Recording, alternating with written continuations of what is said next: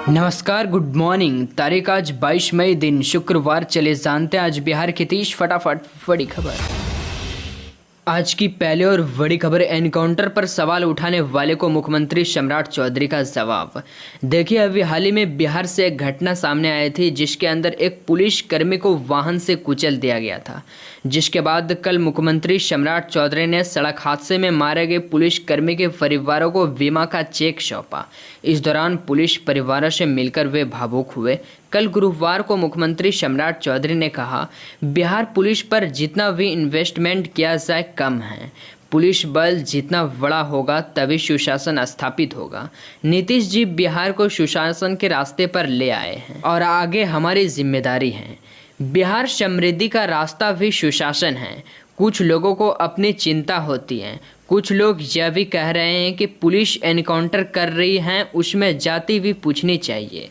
मुख्यमंत्री ने कहा, मैं तो पुलिस वाले से कहूँगा कि पूछो, जाति पूछकर ही गोली चलाइए, ऐसे मत चलाइए। लोग क्या क्या कॉमन सेंस यूज कर रहे हैं। आप भी सुनिए उन्होंने क्या कुछ कहा। क्या कॉमन सेंस लोग यूज कर रहे हैं। कुछ लोग तो ये पूछ रहे हैं आजकल कि पुलिस इनकाउंटर यदि होता है तो उसमें जाति भी पूछना चाहिए। तो मैं तो पुलिस वाले को कहूंगा, भाई पूछो, जाति पूछकर ही गोली चलाइएगा, इसे मत चलाइए। और देखिए, एक तरफ जहां बिहार में आंधी तूफानी बारिश हो रही है, वहीं दूसरी तरफ कई जिले में भीषण गर्मी का कहर है। प्रदेश में पड़ रही भीषण गर्मी अब बच्चों की पढ़ाई पर असर डालने लगी है। तेज धूप और लू को देखते हुए अलग अलग जिला प्रशासन के द्वारा बड़ा फैसला लिया गया है। गोपालगंज जिले में 8वीं तक के स्कूलों को बंद कर दिया गया है। गोपालगंज जिले में भीषण गर्मी और बढ़ते तापमान को देखते हुए जिला प्रशासन ने महत्वपूर्ण निर्णय लिया। जिला अधिकारी ने 8वीं तक के सरकारी और निजी शैक्षणिक संस्थानों पर 26 मई तक बंद रखने का आदेश दिया। यानी गोपालगंज के जितने भी सरकारी प्राइवेट स्कूल हैं 1 से 8वीं तक, वे आज 22 मई से 26 मई तक पूरी तरह बंद रहेंगे और 9 से 12वीं तक के कक्षा को 11 बजे तक ही परिचालन करने का निर्देश दिया है। इसके अलावा नालंदा जिला अधिकारी के द्वारा भी ये फैसला लिया गया है कि 8वीं तक के सभी स्कूलों को बंद कर दिया जाए। तो नालंदा जिले के अंदर भी जितने भी सरकारी और गैर सरकारी स्कूल हैं वो आज 22 मई से 30 मई तक बंद रहेंगे। इसके अलावा गया जिले के अंदर भी 1 से 5वीं तक के सभी स्कूलों को 25 मई तक बंद करने का निर्णय लिया गया है। और देखिए, वैशाली के स्कूल भी आज और कल यानी 22 और 23 को भीषण गर्मी के चलते बंद कर दिया गया है। तो ये थे कुछ जरूरी सूचना जो बिहार के अलग अलग जिले के डीएम द्वारा दिया गया था। और खबरें बिहार भोजपुर जिले से। बिहार के भोजपुर जिले में स्थित ऐतिहासिक कोइलवर रेल और सड़क पुल इन दिनों बड़े स्तर पर मरम्मत का कार्य चल रहा है। इसी को लेकर पटना आरा रेल खंड और सड़क लगभग 90 दिनों तक प्रभावित रहेगा, यानी परिचालन पर रोक रहेगा। और खबरें बिहार में महंगाई का एक और बड़ा झटका, 25 मई से महंगा होगा शुद्ध दूध। देखिए, बिहार के लोगों को एक और महंगाई का झटका लगने वाला है। अब रोजाना इस्तेमाल होने वाला शुद्ध दूध 2 रुपया महंगा होने जा रहा है। शुद्ध दूध की कीमत में 2 रुपया प्रति लीटर की बढ़ोतरी करने का फैसला लिया गया है। इसकी नई कीमत आज रात से लागू हो गई है। पटना में हुई सुधा बोर्ड की बैठक में ये बड़ा फैसला लिया गया, यानी कि सुधा ब्रांड कंपनी के जितने भी दूध आते थे वे 2 रुपया प्रति लीटर की बढ़ोतरी हो गई है। नई दर के मुताबिक जो मार्केट में मिलता था सुधा गोल्ड फुल क्रीम दूध, उसकी कीमत 65 रुपये से बढ़कर 67 रुपया हो गया है। वहीं दूसरी 57 रुपया में मिलने वाला सुधा शक्ति दूध अब 59 रुपया प्रति लीटर हो गया है। और खबरें बिहार में विकास के नाम पर 22 करोड़ की लूट।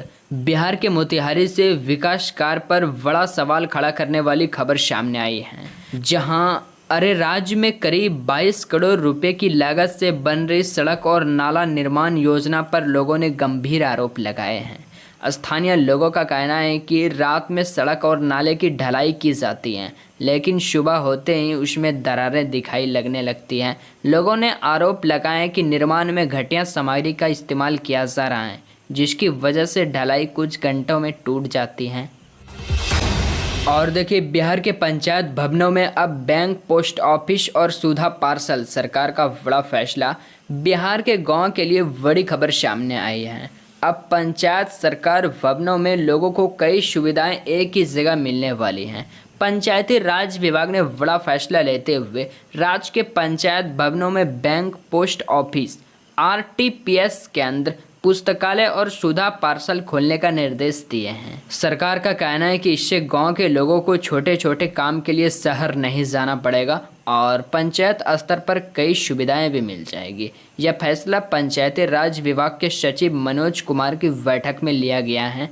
बैठक में सभी जिला के अधिकारियों के साथ वीडियो कॉन्फ्रेंस के जरिए चर्चा की गई। इसके साथ ही पंचायत भवनों में लगे सोलर पैनल, बायोमेट्रिक मशीन और इंटरनेट की नियमित जांच करने का भी निर्देश दिया गया। सरकार ने बताया कि बिहार में अब तक 11 लाख से ज़्यादा सोलर स्ट्रीट लाइट लगाई जा चुकी हैं। वहीं 9 जिलों में यह काम पूरी तरह से पूरा हो चुका है। बैठक में जनता की शिकायत को जल्दी निपटाने पर भी जोर दिया गया। अधिकारियों को निर्देश दिया गया कि लोगों की शिकायत पर समय से कार्रवाई करें। सरकार का दावा है कि इस फैसले से गाँव में सरकारी सुविधाएं मजबूत होगी और लोगों को काफ़ी राहत भी मिलेगा।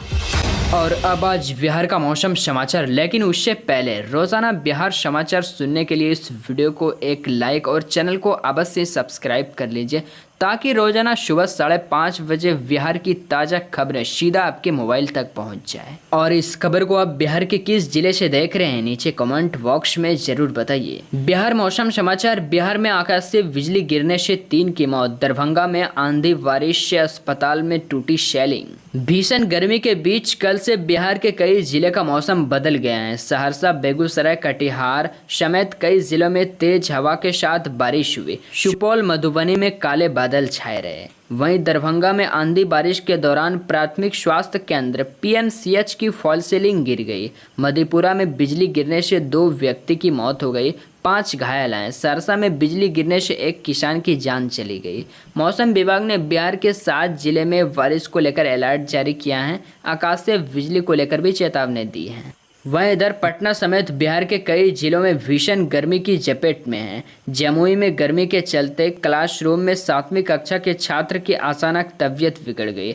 जमुई का तापमान कल लगभग 40 डिग्री दर्ज किया गया। वहीं आज 5 जिले के लोगों को मौसम विभाग ने खास सलाह दी है। मौसम विभाग ने राज्य के 5 जिले भोजपुर, बक्सर, कैमूर, रोहतास, औरंगाबाद में हीट वेव को लेकर अलर्ट जारी किया है। इन जिले में मौसम बेहद गंभीर स्थिति में पहुंच सकता है। ऐसे में लोगों को सतर्क रहने की सलाह दी है।